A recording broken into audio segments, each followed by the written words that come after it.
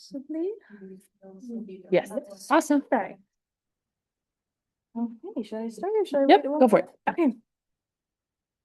How are you guys doing? Good. Good. Good. Does everyone feel good about kind of the stuff we talked about last week? I know you weren't here in person. Yeah. We watched the recording. Everyone has any questions? Everyone good? Perfect.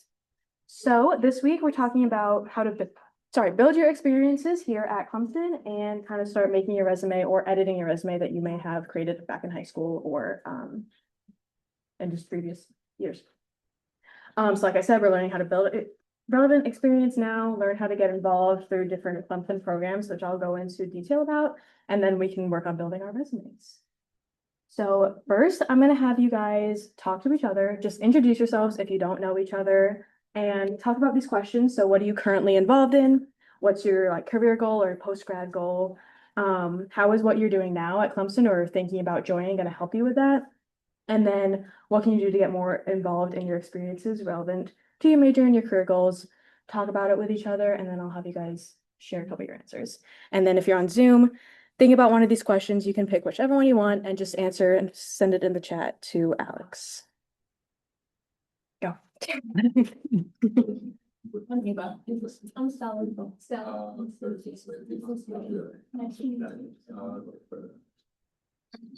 Yeah. Wait, are you? No. Oh, okay. Are you currently involved in? Try to be as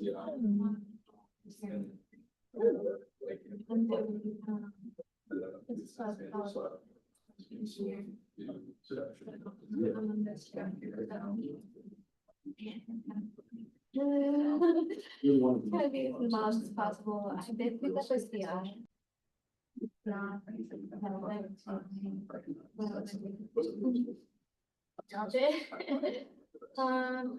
Yeah.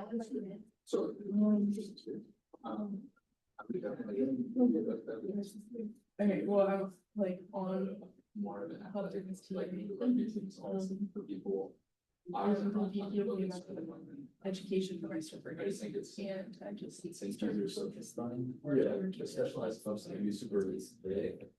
There's a lot of people and thinking, but I think. I know y'all are doing very cool things in this virtual realm.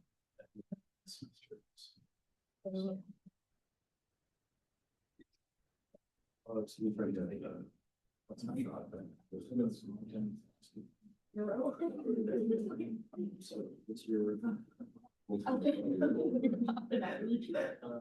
I like tried to like work on very well. But no, it's not. Sally, what's your reason? I'm still free business, but I'm gonna do econ, I think. Okay. So, yeah. Okay, right. That's good. Go for it. Yeah, go for it. There's something that I love it. you know, I do too. They're chatting. Go for it. Bring it back. All right, sorry to interrupt you guys, but does anyone want to share what they're currently involved in? One thing. Anyone? Anyone on Zoom also can. I'm in Clemson marketing. Oh, cool. Yeah. Okay, awesome. Anyone want to share what their post-grad goals are, whether it be a career or any schooling afterwards?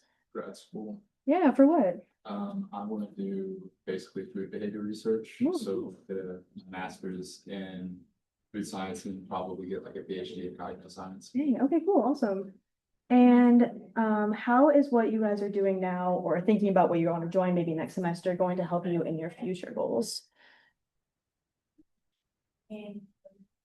Yeah. I feel like a lot of employers value almost any experience, like just when you talk about what you did and what you got out of it. So I feel like doing stuff like this and getting involved in clubs and all that stuff.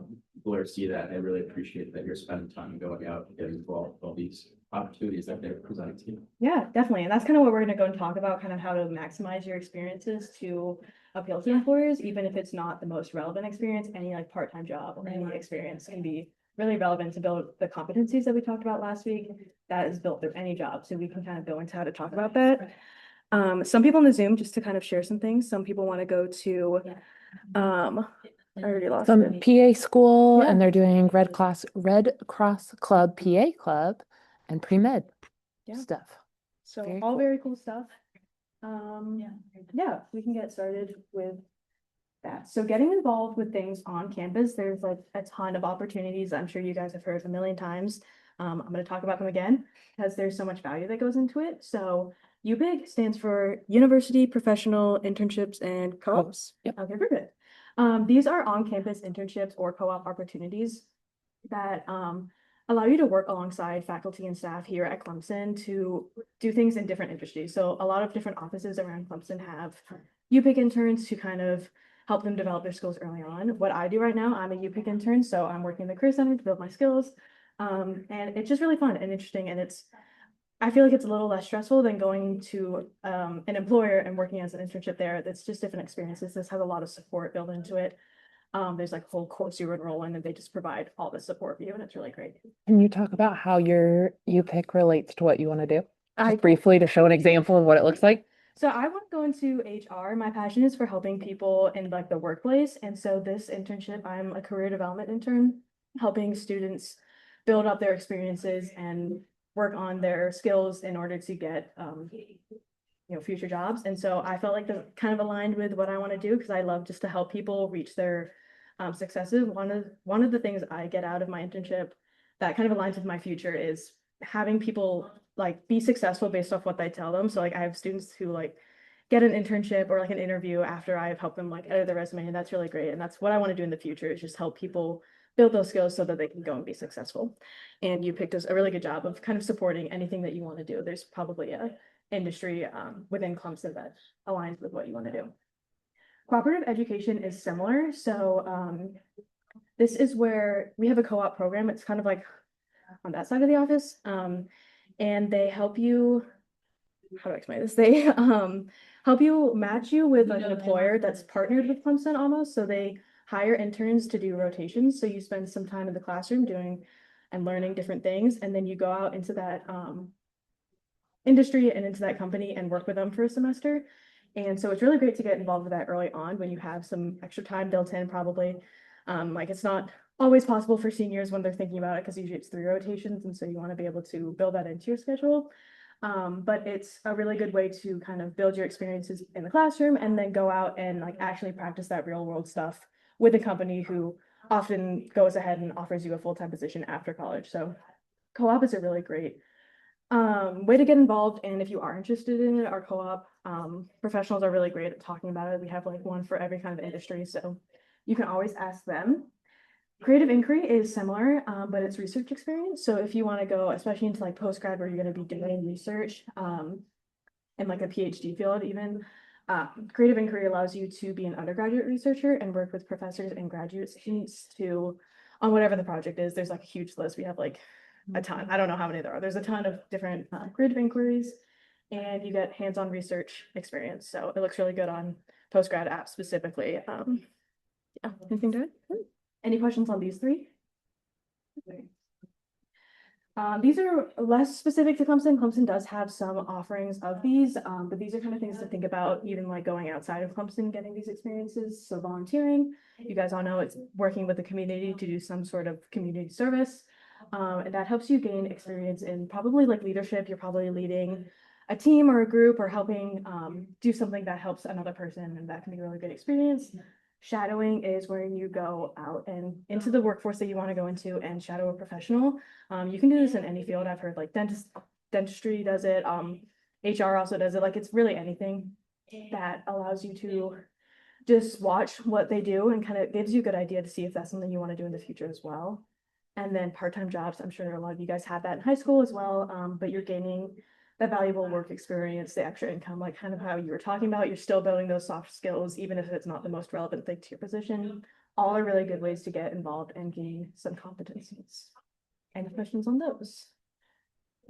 Any questions? No. Nope. Anybody currently doing part-time jobs, internship? Probably not yet, but okay, cool. Part-time.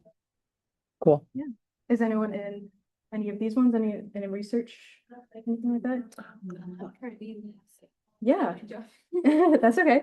You guys like your CIs? Feel like they're good experiences? Yeah. Perfect, yeah. I'm also in the CI and I think it's just a lot of fun to work with different people. Like I like being able to work with grad students and getting their help on things too. Like when I'm thinking about grad school, they provide a lot of support. So it's a really good way to get involved and just meeting people. Yeah. Okay, so now we're gonna go into resumes. If you guys have your laptops and want to pull up your resume, you can. You don't have to. One of the components of our assignment is to upload your resume. So if this will kind of help you follow along, make edits, even start making your resume, you can go ahead and pull it up and we'll kind of walk through it all together. I'll give you guys a second to do that. And if you don't have a resume, that's fine too. We're gonna kind of walk through how to build one as well. And in our assignment, we have all the resources. So if you just kind of want to listen right now and then think about things in the future when you're doing the assignment and kind of build it, then that's perfectly fine. Whatever works best for you. 1 second. Okay, yeah. I know, they're doing cool things.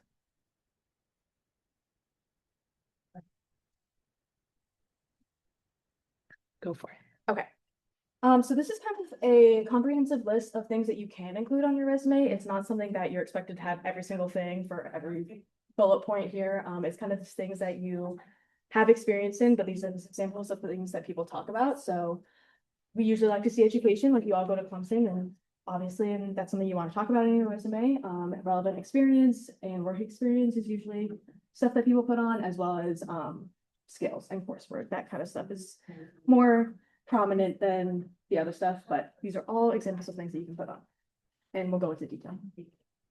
So what is a resume? It's a formal document outlining those things on that previous slide in order to obtain a position, whether it be a job, an internship, even like a research position or grad school application. So you're going to use this for everything. So I'm sure you guys have, does everyone have a resume? Yeah, okay. It's good to start kind of building it and editing as you go. It's nice when you don't have to like think about the things you've done for like the past 3 years when you're applying to a job. Building as you go is the way to go. So you're not overwhelmed and you're remembering the most relevant parts of your internship as well. It's a marketing tool, kind of presenting yourself, highlighting the most relevant experiences in order to obtain that position you're looking for. And then the purpose is to move on to the next step of an interview, just being able to spark that conversation with an employer or with a professor, anything like that, to get an interview and hopefully get the position. So starting off with the heading, again, I have a resource online. Should I give them the packet?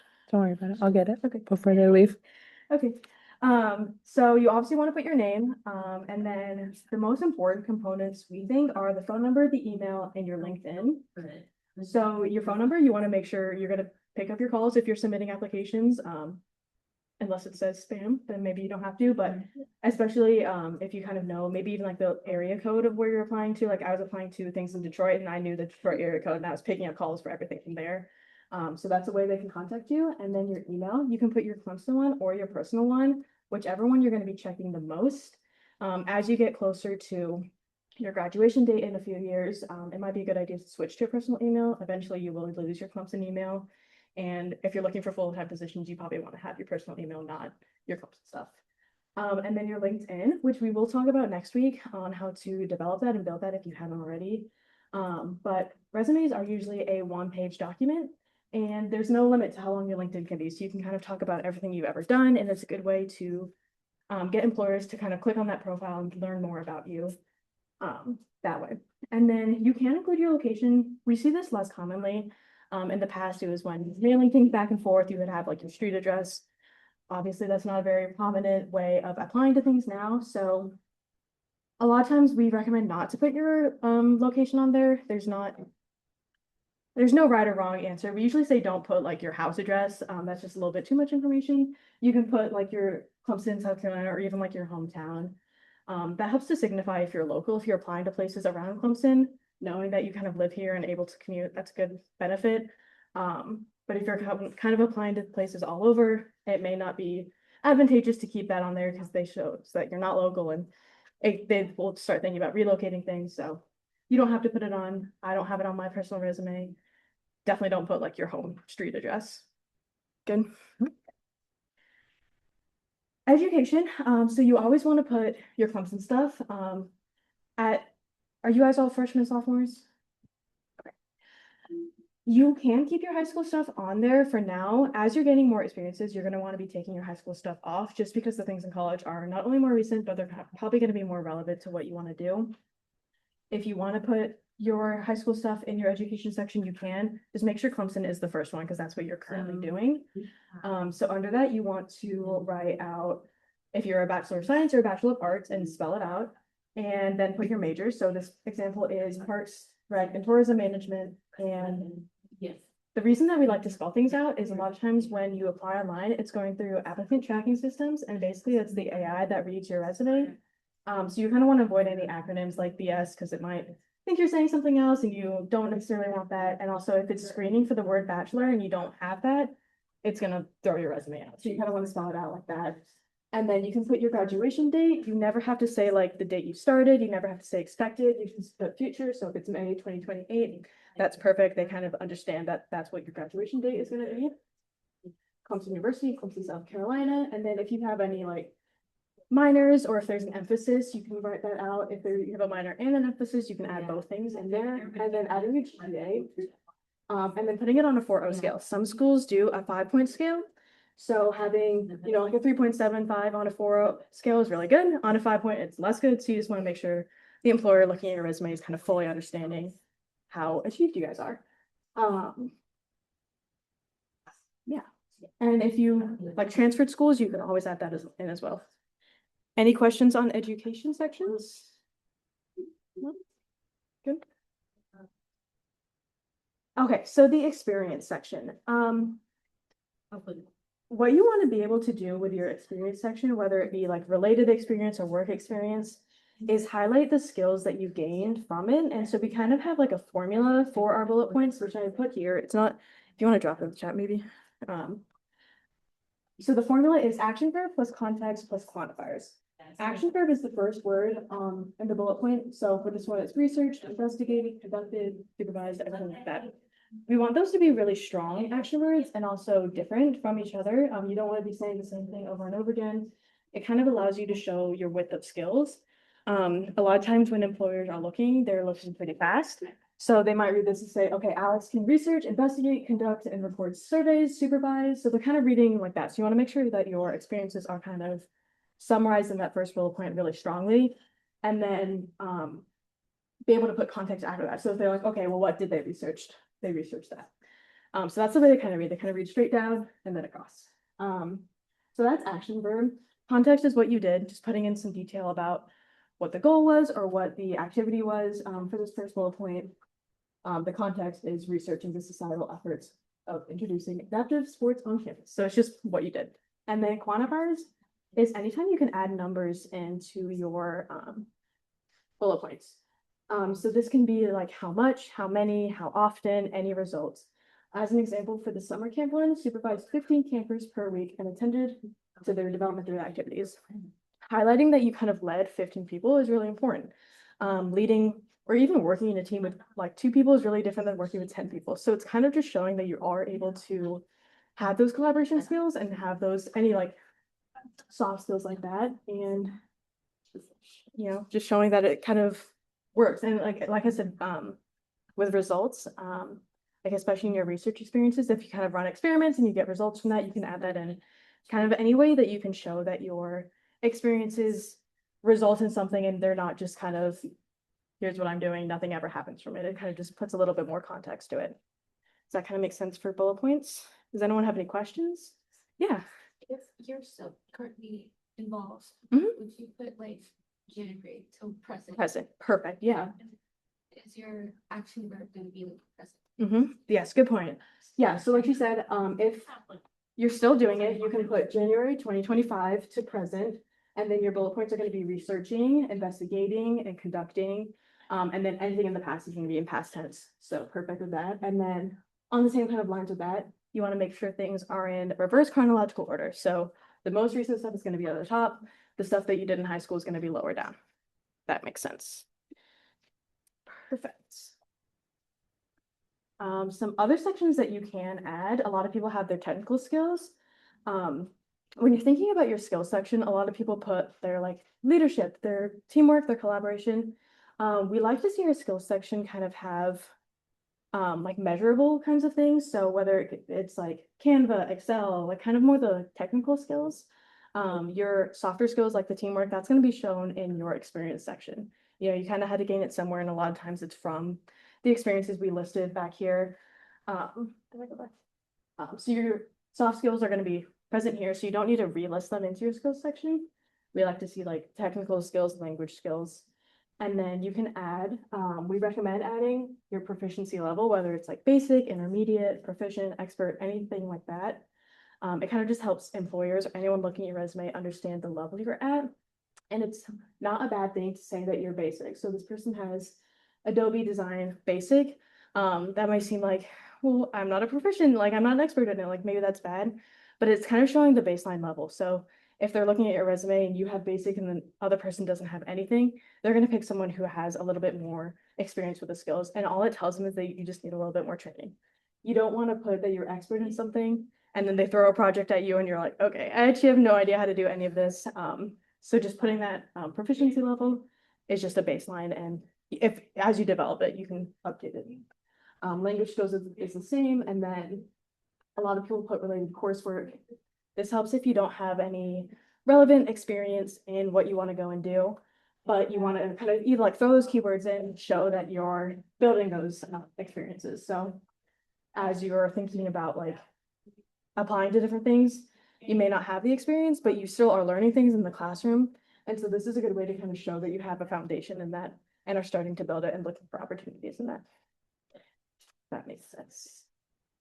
If I go back to this first slide, these are some other experiences or other sections you can put on your resume. So if you ever do a study abroad, you can put that in. Research experience is a good thing. Honors and awards. If you've ever been on like Dean's List or President's List or even anything you won in high school at this point, you can throw that in. And then like the experience sections are just different ways you can break it up. You can have just a general experience section, just kind of list things out. At your point, maybe when you're a little less experienced in what you want to go into, this might be a good idea, but as you gain more relevant experience, you can separate things out. So you can have a relevant experience, and that's like maybe the research stuff that you guys are doing that are really is relevant to what you're doing, versus your work experience is like your part-time job in high school that isn't relevant, but you still want to include because it shows those competencies. So you can kind of separate it out like that.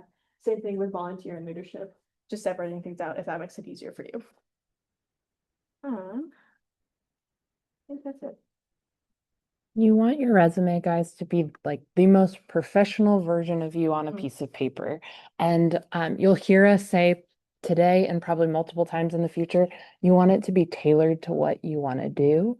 So you may have like an everything resume where you continue, like Nikki was talking about, everything you've done, whether it's part-time job, volunteer, shadowing, whatever it is. But then once you find something that you want to apply for, part-time job, internship, shadowing experience, whatever it is, you're pulling from that everything resume the most relevant to that position and tailoring it to that specific job. Sometimes y'all might find you don't have time for it for the tailoring piece, but I would encourage when you can to do it, because they're going to look at your resume a little bit more intensely or kind of more focused that you did your homework, you know what they're looking for, you've matched your skills and verbiage to them. You've thought about what you've learned in the classroom and are trying to apply it in that real world setting. Does that make sense? On the same kind of lines with that, like in putting keywords from the job description or like the research description, anything that you're applying for, kind of identifying like the necessary skills and qualifications, if there's like those like buzzwords, and putting them in your resume if you have them. Never lie about any of the things you have. Like don't just put everything because it asks for it. Make sure you're able to talk about it if they ever ask you. Tailoring is really important. If I can talk about my personal experience, I'm a junior. When I was applying for my sophomore to junior year summer, so like last summer, I applied to I think like 30 places. I submitted the same resume for everything, and I didn't get a single interview, and I got like half rejections and half ghosting. And then this summer when I was applying for internships, I tailored my resume for every single job, and I spent a little bit more time doing it. So I think I applied to about 15 and I got 7 interviews. So there is such like a big curve and like making sure you do tailor it, you get a lot more results from it, especially because there's a lot of that ATS, that AI system that's looking at your resume. They're screening out people really quickly. So those buzzwords, tailoring the resume, putting in the most relevant stuff is going to help you get past that screen into a real employer to the next steps, like that interview or an opportunity. If that makes sense. Does anyone have any questions with like AI screening or tailoring your resume, anything like that? Yeah.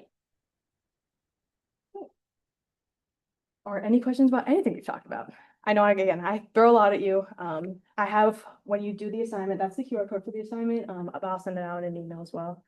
I linked our resume writing packet, I think that's what it's called, to kind of help guide you through the things I just talked about. There's an example resume on there, so if you're not sure about how to format things, that's a good place to start. No pre-fair. We have 2 days, tomorrow and Thursday. Yes, okay, yeah, we do have pre-fair events. So next week, I hope you guys know, is Career Fair. It's in Little John. It's Monday through Thursday. And so this week we have pre-fair events. So tomorrow we have resume blitz and 30-second commercials. So if you want to like make your resume and come visit us, where are we at? Here. We will be here. I guess all day tomorrow we have a morning block and an afternoon block. And you can go and get your resume reviewed, even ask questions about the career fair, practice that 30-second commercial, anything like that. And then with that, because it is career fair next week and we will be at career fair, our next presentation for next week is going to be recorded and we will send it out to you on Monday. So we will not be meeting here or on Zoom on Wednesday because we'll be at the career fair and we encourage you guys to go there as well. We'll be there, so if you want to come find us, well, I'm sure we're there. Are you there? I'm there every day. She'll be there every day. I'm there Monday and Wednesday. So I'll send that all out in an email again, just a reminder that we're not going to be meeting. And then the following week, the last week of February, we'll be meeting again. For next week, there will still be an assignment and you just got to watch the recording and do the assignment.